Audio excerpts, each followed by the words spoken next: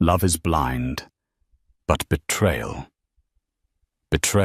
has 20/20 vision. Emma sat in the corner of the VIP booth, clutching a cheap anniversary card, while her husband Ethan poured vintage Dom Perignon for another woman right in front of her. He didn't just cheat, he laughed.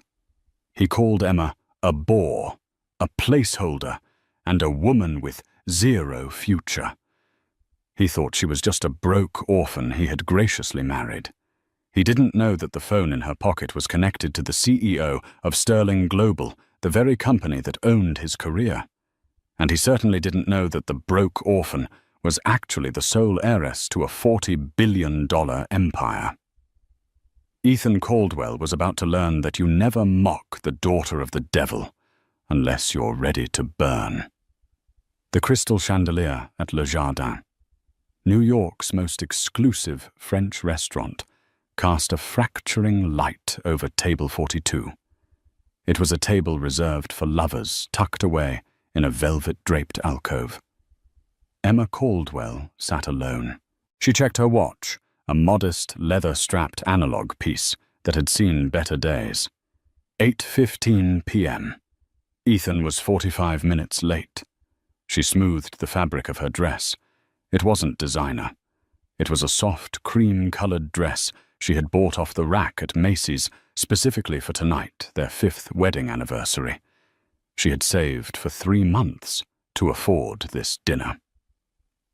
Ethan's startup Nexus Tech was supposedly struggling, and she had been working double shifts at the library to keep their apartment afloat while he networked. "Madam," the waiter asked, his voice dripping with pity. "Would you like to order an appetizer while you wait?" "No, thank you," Emma said softly, offering a polite smile. "He's just busy. He'll be here." At 8:30 p.m., the heavy oak doors swung open. The restaurant went silent for a heartbeat. Ethan walked in. He looked magnificent in a bespoke charcoal suit, his hair gelled back with the arrogance of a man who believed the world owed him applause. But he wasn't alone. Hanging on his arm, wearing a red silk dress that cost more than Emma's annual salary, was Jessica Vance. Jessica was the VP of marketing at Ethan's firm, a woman Emma had been told not to worry about. A woman who was just one of the guys. Emma's heart hammered against her ribs like a trapped bird. She stood up halfway, her knees trembling. "Ethan!" Ethan didn't rush over. He didn't look guilty. He strolled toward the table with Jessica laughing at something he'd whispered, her hand resting possessively on his chest. "Sit down, Emma," Ethan said as they arrived. He didn't kiss her. He didn't say happy anniversary. He pulled out a chair, not for Emma, but for Jessica. Jessica sat down, smoothing her red silk, and looked at Emma with a shark-like grin. "So this is the famous Emma. Ethan talks about you, occasionally." "Ethan, what is going on?" Emma asked, her voice barely a whisper. "It's our anniversary." "I know what day it is," Ethan snapped, signaling the waiter. "Bottle of the 98 Cristal, and bring us sparkling water for my wife. She gets headaches with alcohol." He looked at Jessica and winked. Plus, she wouldn't know the difference between Cristal and sparkling cider anyway. Jessica let out a high, tinkling laugh that sounded like glass breaking. "Oh, stop it. You're terrible. Don't be mean to the help." She covered her mouth, feigning shock. "Oops. I mean the wife." Emma felt the blood drain from her face. The humiliation was physical, a sharp pain in her chest. "Why is she here, Ethan?" Ethan leaned back, swirling his empty glass. "Because, Emma, I needed a celebration that matched my status. Nexus Tech just landed the preliminary contract with the Sterling Global Group. Do you know what that means? It means I'm going to be rich, filthy rich." He looked at Emma with cold, dead eyes. "And let's be honest, babe. You're small time. Your coupon clipping and leftover pasta. Jessica is 5-star dining. She fits the life I'm stepping into. I supported you, Emma said, her voice shaking, but gaining a strange, cold edge. When you couldn't pay the server fees, I paid them. When you needed a suit for your first pitch, I sold my mother's locket. Ethan laughed. It was a cruel barking sound. And I appreciate the charity, really. But look at you. He gestured vaguely at her cream dress. You look like a school teacher from the Midwest. I need a queen, not a maid. Jessica reached across the table and stroked Ethan's hand. He's trying to say he's outgrown you, sweetie. It's natural. Survival of the fittest. Ethan pulled a velvet box from his pocket. Emma's breath hitched. Was this an apology? A twisted joke. He opened it. Inside sat a diamond bracelet, thick and glittering under the chandelier lights. He slid it across the table, onto Jessica's wrist. Happy promotion, Jess, Ethan purred. The restaurant was silent. People were staring. The waiter looked ready to pass out from second-hand embarrassment. Emma stared at the bracelet. Then she looked at Ethan. For the first time in 5 years, the fog of love lifted, and she saw him clearly. He wasn't ambitious. He was a parasite. He wasn't stressed. He was cruel. You're right, Ethan, Emma said. Her voice didn't shake this time. She picked up her purse. Right about what? Ethan smirked, sipping the champagne the waiter had just poured. That you're boring. That I don't fit into your life anymore, Emma said. She reached into her purse, pulled out a $20 bill, and placed it on the table. For the water. I wouldn't want to owe you anything. Walk away, Emma, Ethan called out, as she turned, his voice raising so the surrounding tables could hear. Go back to your little library books. Leave the business to the adults. Jessica giggled. Bye-bye, plain Jane. Emma walked out of Le Jardin, with her head high, her heels clicking a rhythmic beat on the marble floor. She didn't cry. Not yet. She pushed through the heavy doors into the cool New York night air. She walked half a block, turned the corner into a dark alleyway, and leaned against the brick wall. She took a deep breath, inhaling the city grit. Then she pulled out her phone. She dialed a number she hadn't called in 7 years. It rang once. Emma. A deep, gruff voice answered immediately. Daddy. Emma said, her voice flat and devoid of emotion. You were right about him. There was a pause on the other end. A heavy, dangerous silence. Where are you? The voice asked. 5th and 58th. I'll be there in 10 minutes. Is he still breathing? For now, Emma said. But Daddy, I don't want you to just fire him. I want to burn his world down. Good, Arthur Sterling replied. I've been waiting for this day. 10 minutes later, a convoy of 3 black Cadillac Escalades screeched to a halt at the curb. Men in suits with earpieces spilled out, securing the perimeter as if the president were in town. The rear door of the middle car opened. Arthur Sterling stepped out. Arthur was 65, a titan of industry, whose net worth hovered around the GDP of a small country. He had built Sterling Global from a shipping company into a multinational conglomerate that owned everything from tech firms to pharmaceutical labs. He was known in the business world as the Hammer, because when he struck, nothing was left. He looked at his daughter. She looked small in her off-the-rack dress, but her eyes were identical to his steely grey and burning with intelligence. Emma, he said, opening his arms. She stepped into his embrace, allowing herself a single moment of weakness. She buried her face in his cashmere coat. I felt so stupid, Dad. He mocked me. He gave her a bracelet in front of me. Arthur's jaw tightened. He's a dead man walking. He just doesn't know it yet. He ushered her into the car. The interior smelled of leather and expensive scotch. As the convoy pulled away, merging seamlessly into the traffic, Emma wiped her face with a handkerchief monogrammed with the letter S. "I want the file on Nexus Tech," Emma said, her sadness evaporating, replaced by cold calculation. Arthur handed her a tablet. "I had my team run a deep dive the moment you called. Ethan Caldwell, Nexus Tech. He thinks he just secured a partnership with our European division, Sterling Euro." "He mentioned that," Emma said, scrolling through the financial reports. "He was bragging about it to his mistress." "The deal isn't signed," Arthur said. "It's in the due diligence phase. The regional director, Marcus, was set to approve it on Monday." Emma looked at the numbers. "His liquidity is fake. Look at this. He's moving operational costs into marketing to hide losses. He's cooking the books, Dad."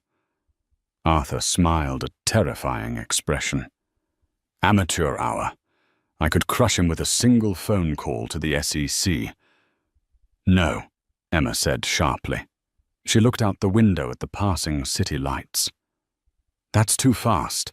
If he goes to jail now, he'll play the victim. He'll blame the market. He'll say he was just a startup guy trying to make it."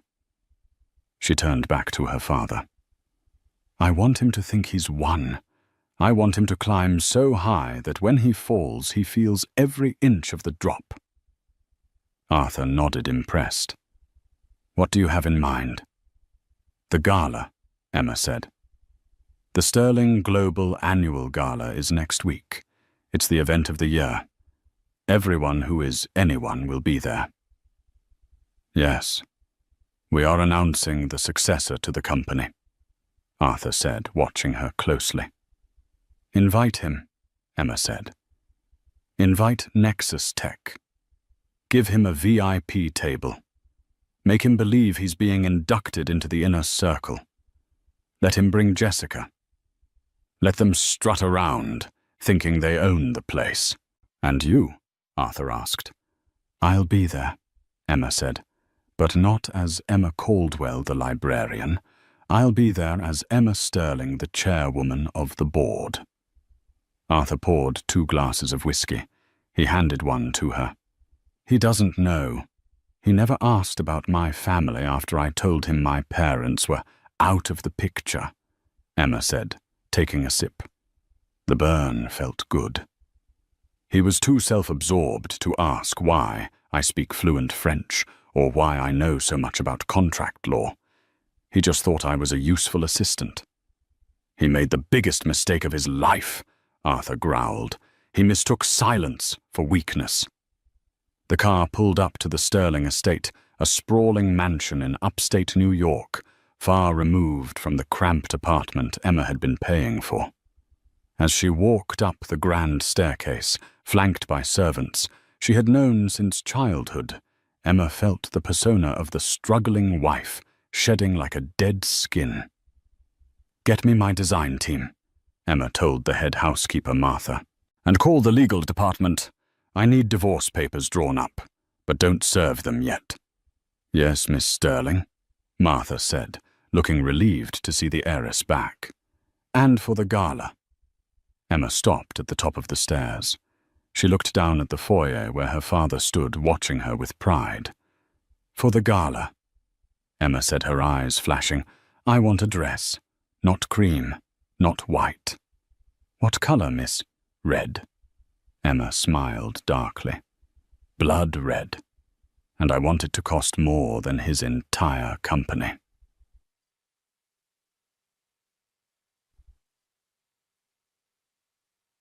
Meanwhile, at the apartment, Ethan kicked the door open, laughing as he stumbled in with Jessica. They were drunk on expensive champagne and victory. "Did you see her face? Jessica shrieked with laughter, kicking off her heels. She looked like a kicked puppy. Ethan loosened his tie, throwing his jacket onto the couch Emma had bought. She's dead weight, Jess. I'm finally free. With the Sterling deal, I'll be a multi-millionaire by Christmas. I can pay her a few grand in alimony, and she'll disappear. His phone buzzed. He pulled it out and squinted at the screen. It was an email. Subject: Official Invitation. Sterling Global Annual Gala.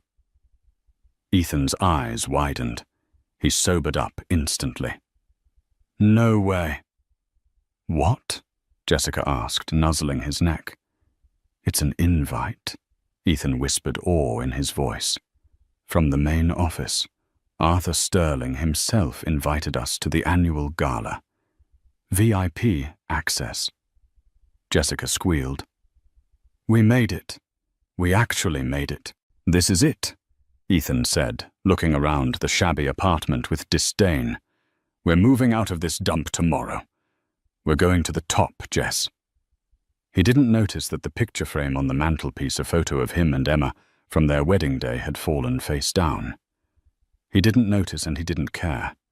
He had no idea that the invitation wasn't a golden ticket. It was a summons to his execution. The morning sun hit the dirty windows of the apartment in Queens, illuminating the dust motes dancing in the air. Ethan woke up with a pounding headache, the stale taste of expensive champagne and regret coating his tongue. He rolled over instinctively, reaching out. Emma, water, he croaked, eyes still closed. His hand hit the cold, empty mattress. He blinked, sitting up. The apartment was silent. Usually by 7:00 a.m., the smell of brewing coffee and toast filled the small space. Emma would be ironing his shirt, humming softly, ensuring his life ran with invisible efficiency. Today there was nothing. Emma, he called out, annoyance creeping into his voice. He stumbled out of bed, kicking a discarded high heel Jessica's that was lying in the hallway. He walked into the kitchen. The sink was full of dirty dishes from 2 days ago. The coffee pot was cold. He went to the bedroom closet. It was half empty. Her side, usually packed with her modest, sensible clothes, was bare. No note, no dramatic letter, just empty hangers rattling in the draft from the AC unit. Childish, Ethan muttered, grabbing his phone. He saw 3 missed calls from his landlord about the rent, but he swiped them away. He dialed Emma. The subscriber you are calling is not available. Fine, he sneered at the phone. Go cry to your friends. See if I care. He didn't know it, but Emma wasn't crying. 30 miles away in the north wing of the Sterling estate, Emma was standing before a floor-to-ceiling mirror. The woman reflecting back at her was unrecognizable from the person who had sat at table 42 the night before. 3 stylists hovered around her. Her hair, usually tied back in a messy bun, was being treated with oils and blown out into a sleek, dark cascade that framed her face like a shield. Arthur Sterling sat in a leather armchair behind her, watching with a grim satisfaction. Beside him stood Marcus Blackwood, the Director of Operations for Sterling Global, a man known in the industry as the Undertaker, because he buried companies that crossed the Sterlings. The divorce papers are drafted, Marcus said, his voice smooth and low. Do we serve him at his office? Emma turned. She wasn't wearing the cream dress anymore. She was wearing a silk robe that whispered against the marble floor. Her eyes were cold. No, Emma said. Serving him now gives him a chance to prepare a defense. He'll try to hide assets. He'll try to play the victim in the press. She walked over to the table where a dossier on Nexus Tech lay open. She traced the financial charts with a manicured finger. Ethan thinks he's a genius, Emma said softly. He thinks he's outsmarted the market. I want him to believe he's won the lottery. I want him to sign the partnership agreement with Sterling Global before I serve him the papers." Arthur raised an eyebrow. "Why?" "Because—" Emma looked at her father, a cruel smile playing on her lips. "The partnership agreement has a morality and integrity clause. Section 8. Paragraph 4.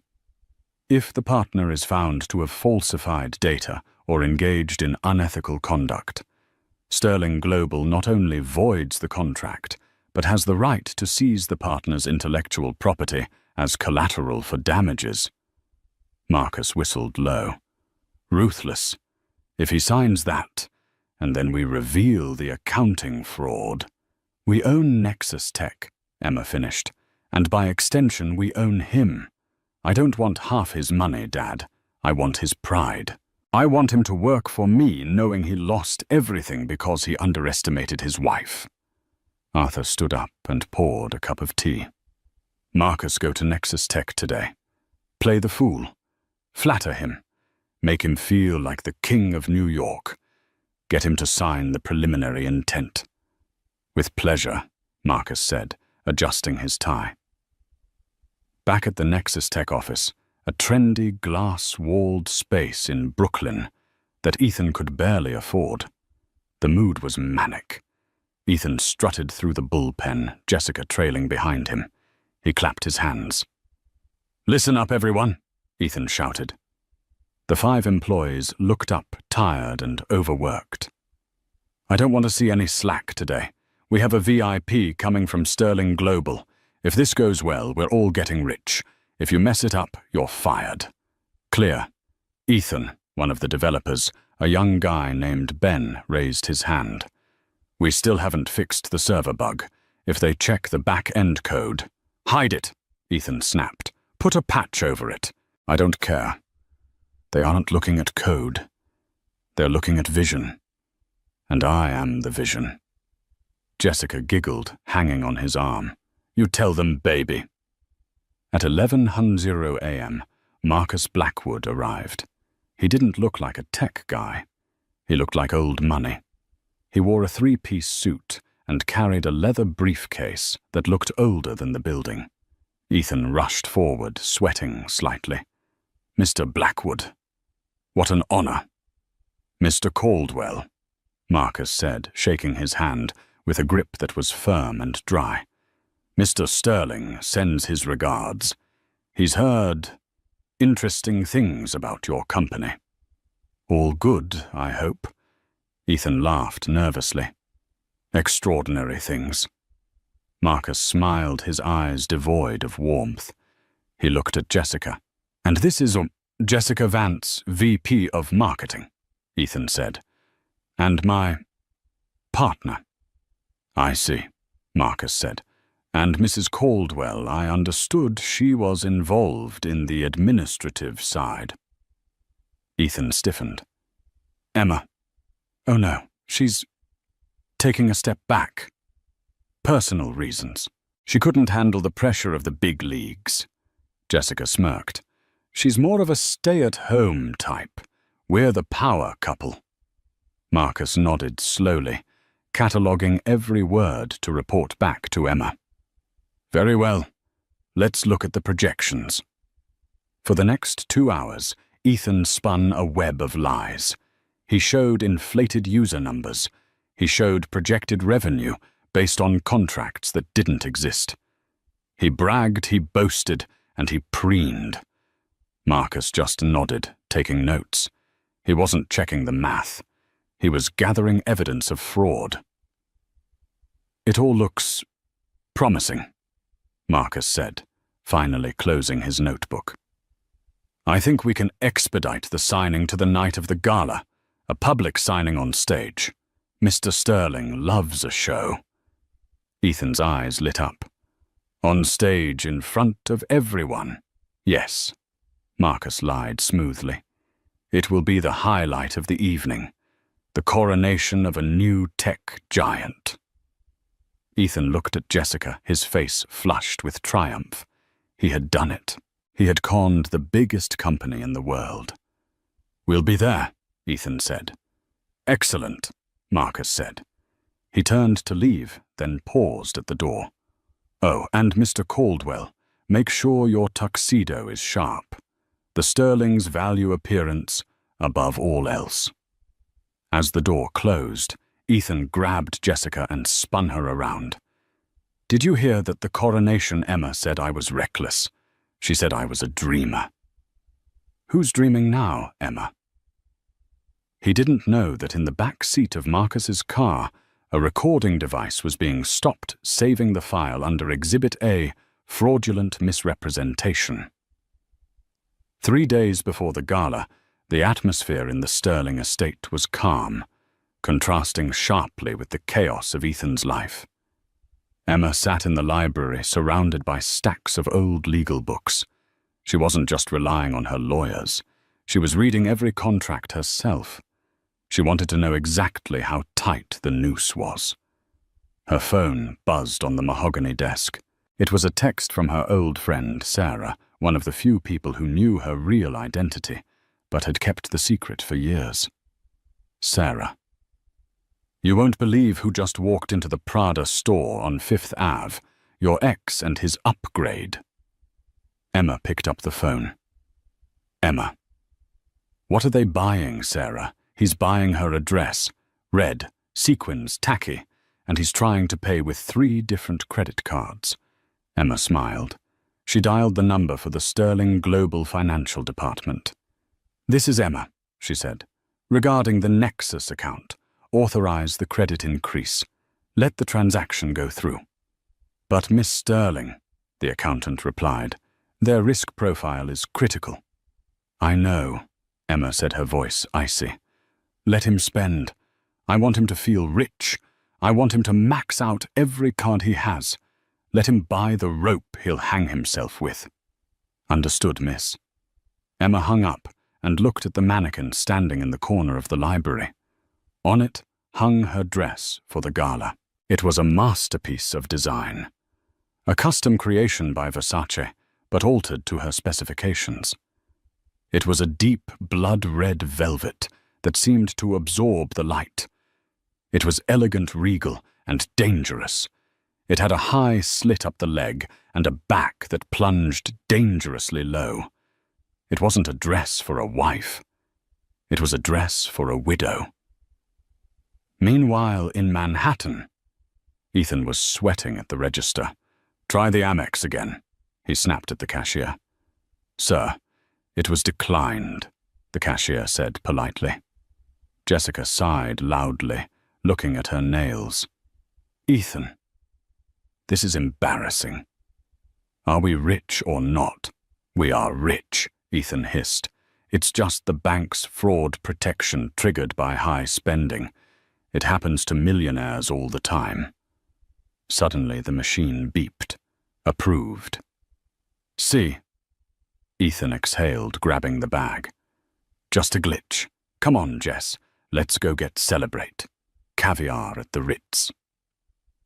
They walked out onto 5th Avenue, the wind whipping Jessica's hair. Ethan felt invincible. He had the suit, the girl, and the deal.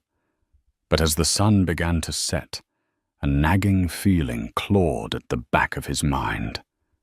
Emma. She still hadn't called. It had been 4 days. No angry texts, no begging to come back. It was unnatural. Emma was dependent on him. She had no family. She had no money. Where was she sleeping? He pulled out his phone. He needed to make sure she didn't do something stupid like show up at the gala to make a scene. He couldn't have his boring ex-wife ruining his coronation. He dialed her number again. This time it rang. 1 ring. 2 rings. "Hello." The voice was Emma's, but it sounded different. It wasn't the soft, hesitant voice he was used to. It was clear, crisp, and echoing slightly as if she were in a large, empty room. "Emma," Ethan barked, putting on his authoritative husband voice. "Where the hell are you? Do you know how inconvenient this has been?" "Hello, Ethan," she replied. She sounded bored. Don't hello Ethan me. I've been worried sick, he lied. Look, I know you're hurting. I know you're jealous. But you need to sign the papers. I sent a PDF to your email. I haven't checked my email, she said. I've been busy. Busy doing what, shelving books? Ethan laughed cruelly. Listen to me. Saturday night is the Sterling Gala. I am going to be on stage. It is the biggest night of my life. I know, Emma said. Good, so I am warning you. Ethan lowered his voice, glancing at Jessica, who was busy taking a selfie. Do not come. Do not try to crash it. Security is tight and you don't have an invite. If you show up trying to cry or beg, I will have you thrown out. I don't want you embarrassing me. There was a long silence on the other end. Then a sound Ethan didn't expect. Emma laughed. It wasn't a bitter laugh. It was a genuine, amused chuckle. Oh, Ethan, she said, her voice dripping with a terrifying calmness. You don't have to worry about me crashing the party. Good, Ethan said, unsettled by her tone. I won't be at the gate, Emma continued, and I won't be crying. But Ethan, what? Make sure you smile for the cameras, she whispered. History remembers the fall much better than the climb. Click. She hung up.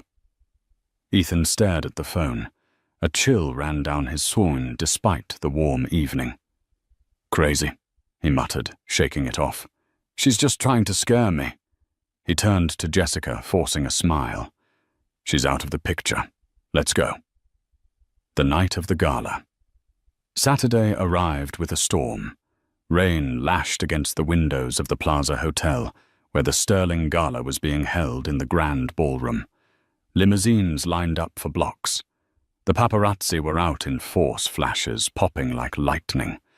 Ethan and Jessica stepped out of their rented limo. Ethan adjusted his bow tie.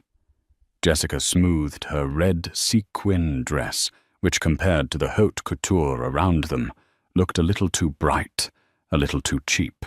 Name? The security guard at the VIP entrance asked, checking a clipboard. Ethan Caldwell, Ethan said loudly, CEO of Nexus Tech. I'm a guest of Arthur Sterling. The guard paused. He ran his finger down the list. He stopped. He looked up at Ethan, then at Jessica. A strange look crossed his face, something like pity. Right this way, Mr. Caldwell, the guard said, unhooking the velvet rope. You have a reserved table. Table 1. Table 1. Jessica grasped his arm. Ethan. That's the front. That's with the family. Ethan felt like he was floating. I told you, Jess. I told you. They walked into the ballroom. It was a sea of gold crystal and old money. The air smelled of orchids and money. As they were escorted to the front, Ethan noticed something. People were looking at him, whispering. He assumed it was admiration. He waved slightly at a few people who quickly looked away. They reached table 1. It was right next to the stage. Sit, Ethan commanded, pulling out a chair for Jessica. They sat down. The table was set for 4. 2 seats were empty. Who do you think sits with us? Jessica whispered. Mr. Sterling. Maybe, Ethan said, pouring himself a glass of wine. Or maybe the new partner. Suddenly the lights dimmed. The room went silent. A spotlight hit the stage. A voice boomed over the speakers. Ladies and gentlemen, please welcome the CEO of Sterling Global, Arthur Sterling. Applause thundered. Arthur walked out, looking regal and intimidating. He walked to the podium, gripping it with both hands. Thank you, Arthur said. Tonight is a night of new beginnings. Tonight we announce the future of this company. But first, Arthur's eyes scanned the room. They locked onto table 1. They locked onto Ethan. Ethan's heart swelled. This is it, he thought. He's going to call me up. First, Arthur continued, his voice dropping an octave. I want to introduce you to the person who has been quietly guiding our strategy for the last 5 years. The person who really runs this empire. My daughter, and the new chairwoman of the board. Ethan frowned. Daughter. I thought he had a son. Please welcome, Arthur shouted, gesturing to the top of the grand staircase. Emma Sterling. The music swelled. The spotlight swung to the top of the stairs. Ethan froze. The glass of wine slipped from his hand and shattered on the floor. At the top of the stairs stood a woman. She was wearing a blood-red velvet dress that clung to her curves like liquid fire. She wore diamonds around her neck that cost more than Nexus tech. Her hair was sleek, her makeup sharp and fierce. It was Emma. His Emma. The woman who clipped coupons. The woman who made him pasta. She didn't look down at her feet. She looked straight ahead. She began to descend the stairs, every step a drumbeat of doom. The crowd applauded wildly. Jessica gasped, her hand flying to her mouth. That's your wife." Ethan couldn't breathe. He couldn't speak. He watched as Emma reached the bottom of the stairs. She walked through the crowd, the sea of people parting for her. She walked straight toward table 1. She didn't stop until she was standing right in front of Ethan, who was paralyzed in his chair. The room went quiet, sensing the tension. Emma looked down at him. Her eyes were hard as diamonds. She tilted her head slightly. "Hello, Ethan," she said, her voice amplified by the microphone she was holding. "I believe you're sitting in my seat." The silence at table 1 was heavy enough to crush bone. Ethan didn't move. He couldn't. His brain was misfiring, trying to reconcile the image of the woman standing before him. Radiant, powerful. Terrifying with the woman he had left crying in a dark apartment 4 days ago. "I said," Emma repeated, her voice smooth as velvet, but sharp as a razor. "You are in my seat." A waiter appeared out of the shadows, his face an impassive mask. He gently touched Ethan's shoulder. "Sir, if you could slide 1 seat to the left." Ethan scrambled up his knees, knocking against the table leg, rattling the silverware. He moved down.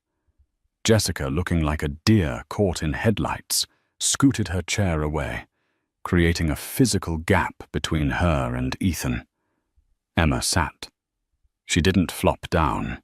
She descended into the chair with the grace of a queen, claiming a throne. She adjusted the diamond necklace at her throat, the gems catching the light and blinding Ethan. "Emma," Ethan whispered, his voice cracking. I don't understand. Your dad. He's a mechanic. You told me he was a mechanic in Ohio." Emma turned her head slowly. She looked at him with an expression of mild curiosity, as if he were a bug she had found on her windshield. "I told you my father fixed things that were broken," Emma said softly. "I never said he was a mechanic, and I never said he lived in Ohio. You just assumed, Ethan. You assumed I came from nothing because it made you feel like you were something." Arthur Sterling leaned across the table. Up close, the billionaire smelled of cigars and absolute power. He ignored Ethan entirely and took Emma's hand. "You look magnificent, darling," Arthur said. "The board is terrified of you. It's wonderful." "Thank you, Daddy." Emma smiled, a genuine smile, the one Ethan used to love, but now it felt like a weapon used against him. "Mr. Sterling." Ethan interrupted, desperation clawing at his throat. He needed to salvage this. He needed to spin it. "Sir, I had no idea. Emma never, we are married. This is wonderful news." We can keep the business in the family. He reached for Emma's hand. Right, babe. This changes everything. Nexus Tech and Sterling Global. We're a team. Emma looked down at his hand resting on hers. She didn't pull away. Instead, she picked up her dinner knife with her other hand. She twirled it idly, the blade flashing. It changes nothing, Ethan, she said. And it changes everything. Jessica, who had been silent, suddenly spoke up. Her voice was shrill, trembling. Emma, Mrs. Caldwell, I just want you to know I'm just an employee. Ethan told me. He told me you were separated. Ethan whipped his head around to glare at Jessica, but Emma laughed. It was a low, dark sound. Oh, Jessica, Emma said, her eyes scanning the mistress's cheap sequin dress with pitiless precision. Don't worry. I don't blame the dog for eating the steak left on the floor. I blame the owner who dropped it. Jessica flushed a deep, blotchy crimson and looked down at her lap. The first course arrived lobster thermidor. Ethan felt bile rise in his throat. He looked around the room. Everyone was watching them. He saw the flashes of cameras. He saw the whispers behind manicured hands. They know, he thought. Do they know so? Emma said, slicing into her lobster. Marcus tells me you're eager to sign the partnership agreement tonight. Yes, Ethan said, latching on to the business talk like a drowning man to a life raft. Yes, the projections are solid. I'm ready. We're ready. Good, Emma said, chewing slowly. My father loves a public signing. It shows transparency. Transparency. Ethan echoed, sweat trickling down his back. Exactly. And you brought the final financial audits? She asked casually. Marcus has them, Ethan said. We went over everything. It's all clean. Emma stopped eating. She looked him dead in the eye. Are you sure, Ethan? Because once you sign that paper, there is no going back. You become part of Sterling Global. And we have strict standards. I'm sure, Ethan lied. He had to lie. If he admitted the fraud now, he lost everything. If he signed, he got the funding, and he could use the money to fix the books before anyone noticed. It was his only play. I've never been more sure of anything. Emma held his gaze for a long, agonizing second. Then she smiled. It was the smile of a wolf that had just heard the trap snap shut. Then let's make you a star, she whispered. The lights in the ballroom dimmed again. The spotlight returned to the stage.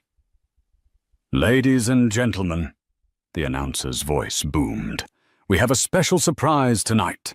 A historic partnership between Sterling Global and the rising star of the tech world, Nexus Tech. Please welcome to the stage Mr. Ethan Caldwell. Applause.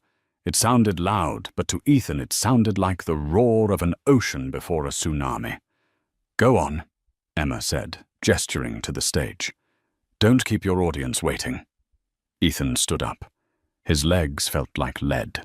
He buttoned his jacket. He looked at Jessica, but she wouldn't meet his eyes. He looked at Emma. I'll make this right, he whispered to her. I'll make us billions. You'll see. Emma raised her glass of champagne in a mock toast. Break a leg, Ethan. He turned and walked toward the stairs. He forced a smile onto his face. He waved at the crowd. He was walking toward the brightest light in the room, unaware that he was walking directly into an incinerator. The stage was blindingly bright. The heat from the spotlights was intense, instantly making the sweat on Ethan's forehead glisten. In the center of the stage stood a glass podium. On it lay a thick document bound in leather, the partnership agreement. Beside it, a gold fountain pen. Standing next to the podium was Marcus Blackwood. The undertaker wasn't smiling. He stood with his hands clasped behind his back, looking like a judge waiting to deliver a death sentence. Ethan walked up to the mic. He tapped it. Thump, thump. "Thank you," Ethan said, his voice echoing through the massive ballroom. He saw the thousands of faces in the dark.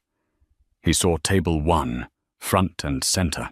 Emma was watching him, her chin resting on her hand, looking like a spectator at a Roman Colosseum awaiting the lions.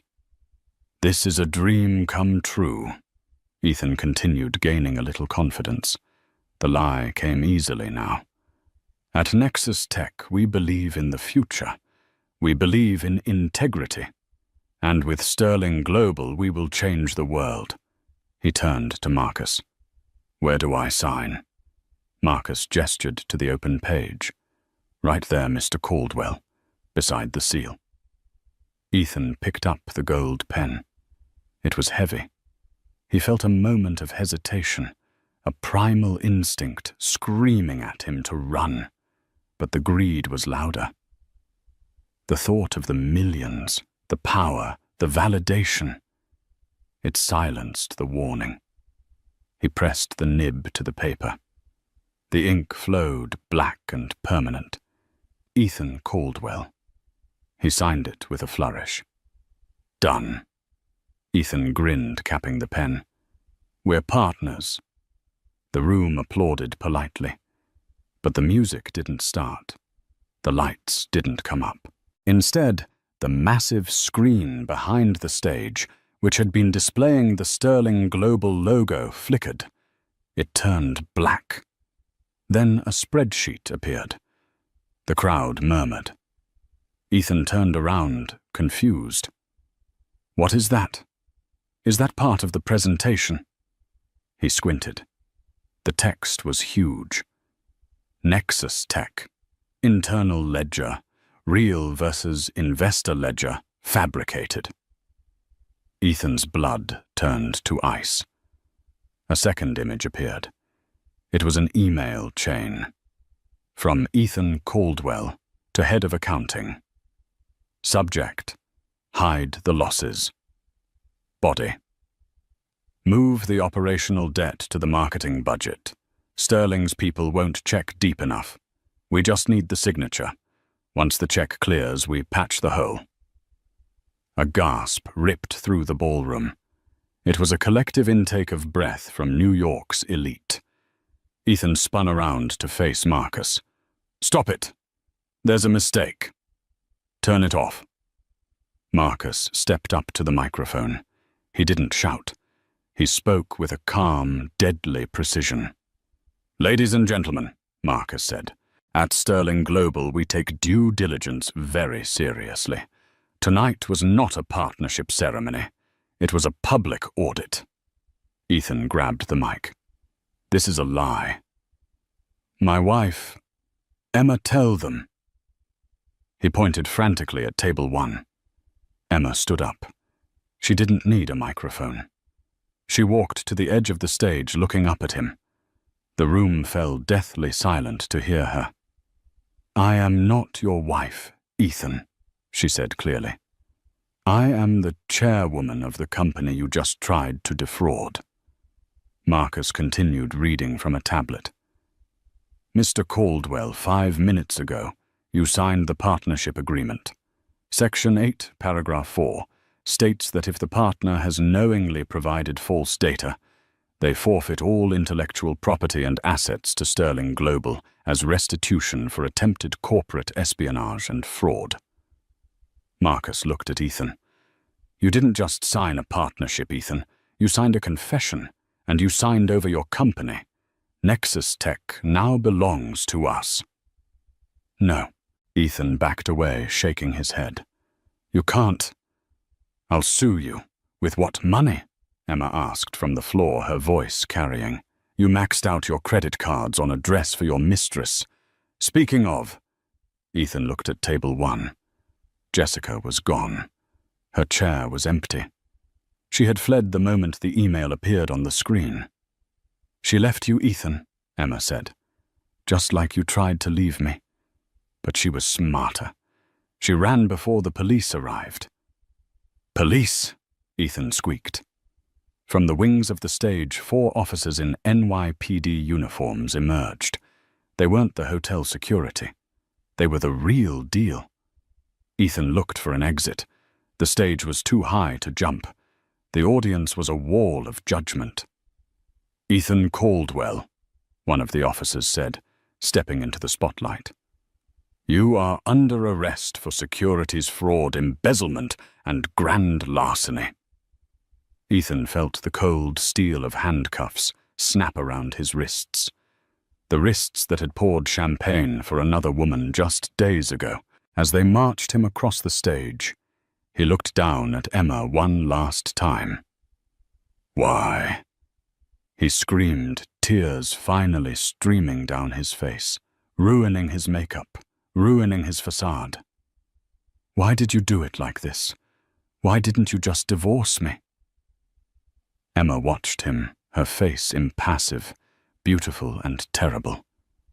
"Because Ethan," she said, her voice cutting through the sobbing of the man she once loved. "You wanted a spectacle. You wanted to be big. You wanted everyone to know your name." She gestured to the thousands of people watching, to the cameras live streaming his arrest to the world. "Now they do." She turned her back on him and sat down. "Waiter," Emma said calmly, signaling the stunned staff. "Please bring the champagne. We have a new acquisition to celebrate." As Ethan was dragged out the side exit, kicking and screaming, the orchestra began to play a waltz. Emma picked up her glass. Her father clinked his against hers. "To the future," Arthur said. "To the truth," Emma replied.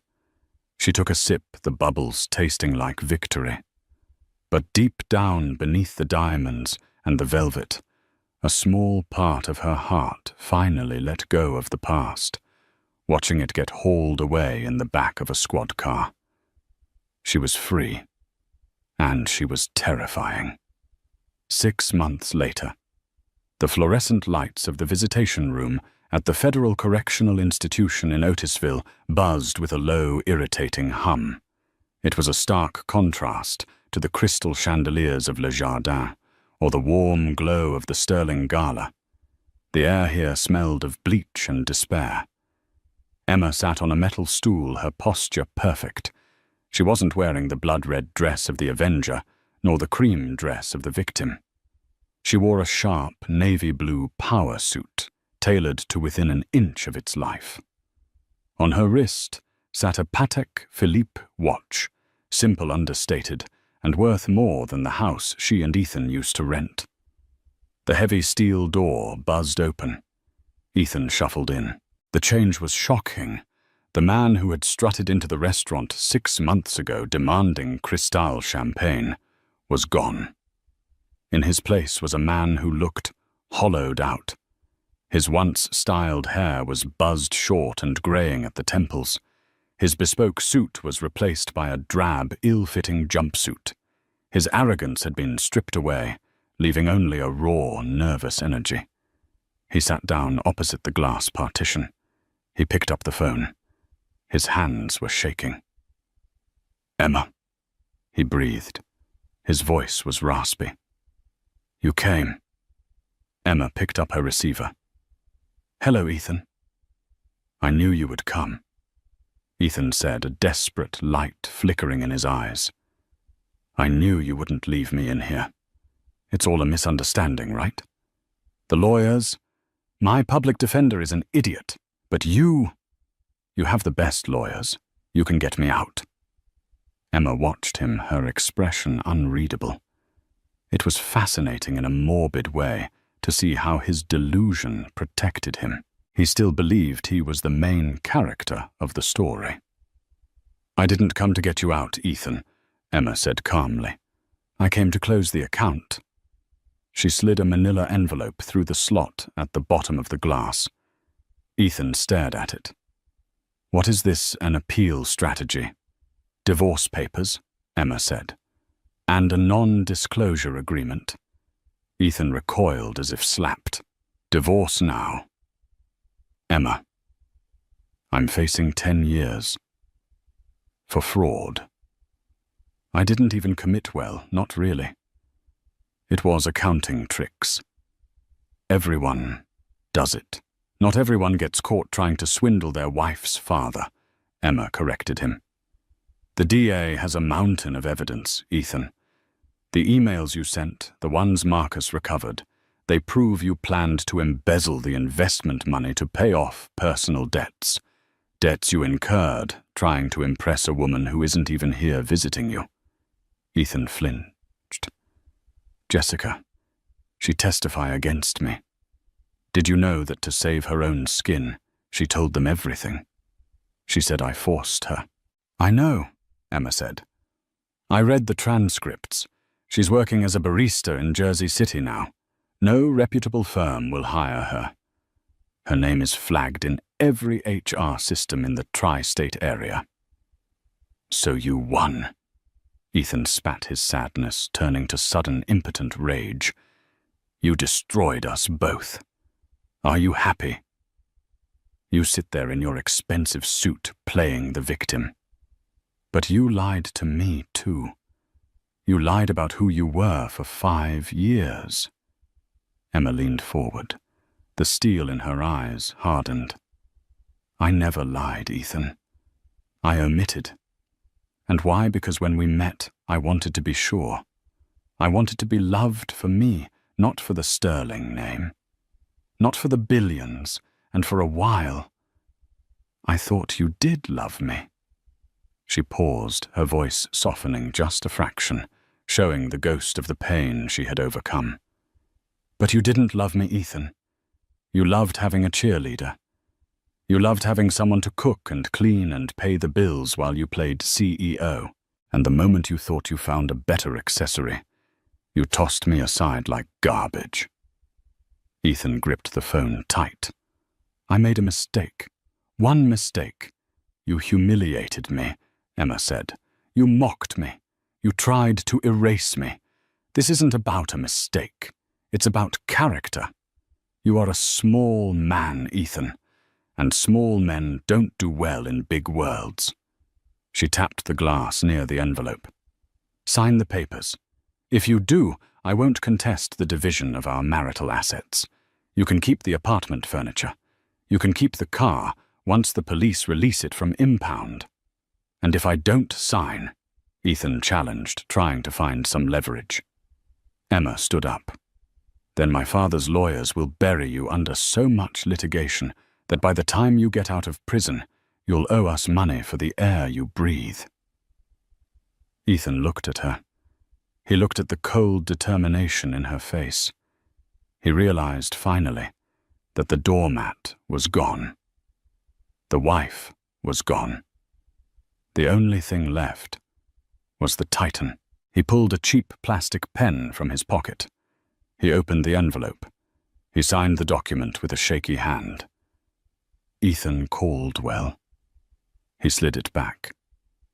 There, he whispered, defeated. You're free. Emma took the envelope. She put it in her bag. Goodbye, Ethan. Wait, Ethan called out as she turned to leave. Emma, do you hate me? Emma stopped at the door. She looked back over her shoulder. Hate takes energy, Ethan, she said. And frankly, I don't think about you enough to hate you. She walked out. The final scene. The elevator doors opened onto the top floor of the Sterling Global Tower. The entire floor was open-concept, glass-walled and bustling with activity. Emma walked down the corridor. Heads turned. Employees nodded with respect, real respect, not the fear they had for her father, but admiration for the woman who had rooted out corruption and saved the company millions in a bad merger. She walked into the corner office. Arthur Sterling was there, standing by the window, looking out over the Manhattan skyline. Done? He asked, not turning around. Done. Emma said, dropping her bag on the desk. She felt lighter. The final tether to her old life had been cut. Arthur turned. He looked older, tired, but proud. The board voted this morning. They want you to take the lead on the European expansion. It means moving to Paris for a year. Emma walked to the window. She looked down at the city. Somewhere down there in the grid of streets was the restaurant where her heart had been broken. Somewhere down there was the apartment where she had cried. But from up here, everything looked small, manageable. Paris, Emma mused. I think I'd like that. Marcus is asking if we should release a statement about the divorce, Arthur said. The press is still hungry for details. No, Emma said firmly. Let them starve. The story isn't about him anymore. It's about us. It's about what we build next. She turned to her father. I don't want to be the scorned heiress in the tabloids, Dad. I want to be the CEO who doubled our stock price. Arthur smiled, clapping a hand on her shoulder. That's my girl. Emma looked at her reflection in the glass. She saw the strength in her own jawline. She saw a woman who had walked through fire and come out refined like gold. She reached into her pocket and pulled out a crumpled piece of paper. It was the receipt from Le Jardin. The last thing she had kept from that night. She walked over to the shredder by her desk. She fed the paper into the machine. The whirring blades sliced the memory into confetti. She wasn't Emma Caldwell, the struggling wife.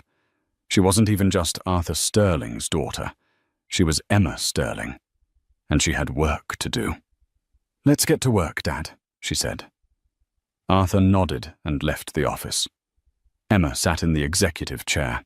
She spun it around to face the city. The sun was setting, painting the sky in hues of purple and gold, and yes, a touch of red. She smiled. It was going to be a beautiful tomorrow, and that, my friends, is how the Queen took her crown back. Ethan Caldwell learned the hard way that when you mistreat someone because you think they're weak, you might just be poking a sleeping lioness. He chased the glitter of gold and lost the diamond he had at home. Emma didn't just get revenge. She got justice, and more importantly, she found herself. It's a reminder to us all loyalty is rare. If you have someone who sticks by you when you have nothing, you treat them like royalty. Because you never know who they might really be or who they might become. What did you think of Emma's revenge? Was leaving him in prison too harsh, or did he get exactly what he deserved? I want to hear your thoughts in the comments below. If you enjoyed this story of drama karma and sweet revenge, please smash that like button. It really helps the channel. And don't forget to subscribe and hit the notification bell so you never miss the next story.